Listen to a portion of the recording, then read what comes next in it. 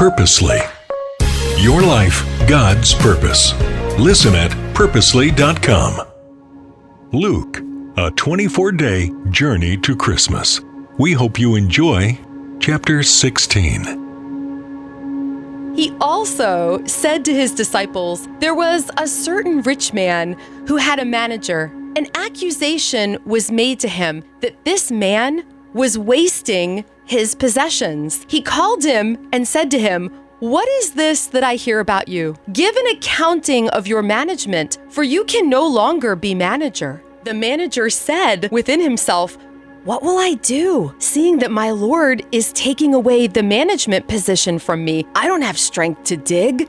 I am ashamed to beg. I know what I will do, so that when I am removed from management, they may receive me into their houses." Calling each one of his Lord's debtors to him, he said to the first, "How much do you owe to my Lord?" He said, 100 betos of oil. He said to him, "Take your bill and sit down quickly and write 50.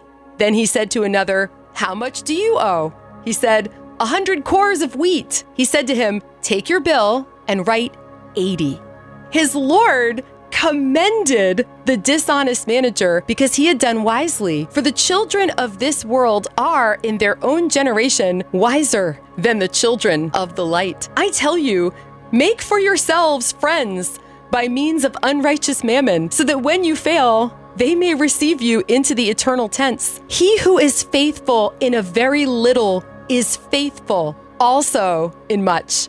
He who is dishonest in a very little is also dishonest in much. If therefore you have not been faithful in the unrighteous mammon, who will commit to your trust the true riches? If you have not been faithful in that which is another's, who will give you that which is your own? No servant can serve two masters, for either he will hate the one and love the other, or else he will hold to one and despise the other. You aren't able to serve God and mammon. The Pharisees, who were lovers of money, also heard all these things, and they scoffed at him. He said to them, "You are those who justify yourselves in the sight of men, but God knows your hearts. For that which is exalted among men is an abomination in the sight of God. The law and the prophets were until John. From that time, the good news of God's kingdom is preached, and everyone is forcing his way into it. But it is easier for heaven and earth to pass away than for one tiny stroke of a pen in the law to fall. Everyone who divorces his wife and marries another commits adultery. He who marries one who is divorced from a husband commits adultery. Now, there was a certain rich man, and he was clothed in purple and fine linen, living in luxury every day. A certain beggar named Lazarus was taken to his gate full of sores and desiring to be fed with the crumbs that fell from the rich man's table. Yes, even the dogs came and licked his sores. The beggar died, and he was carried away by the angels to Abraham's bosom. The rich man also died and was buried.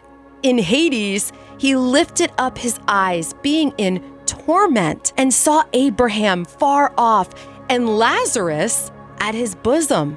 He cried and said, "Father Abraham, have mercy on me and send Lazarus that he may dip the tip of his finger in water and cool my tongue, for I am in anguish in this flame." But Abraham said, "Son, remember that you in your lifetime received your good things, and Lazarus in the same way bad things. But here he is now comforted, and you are in anguish. Besides all this, between us and you there is a great gulf fixed, that those who want to pass from here to you are not able, and that no one may cross over from there to us." He said, "I ask you therefore, Father, that you would send him to my father's house, for I have 5 brothers, that he may testify to them, so they won't also come into this place of torment." But Abraham said to him, "They have Moses and the prophets. Let them listen to them."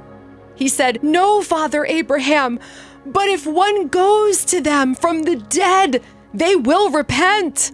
He said to him, "If they don't listen to Moses and the prophets, neither will they be persuaded if one rises from the dead."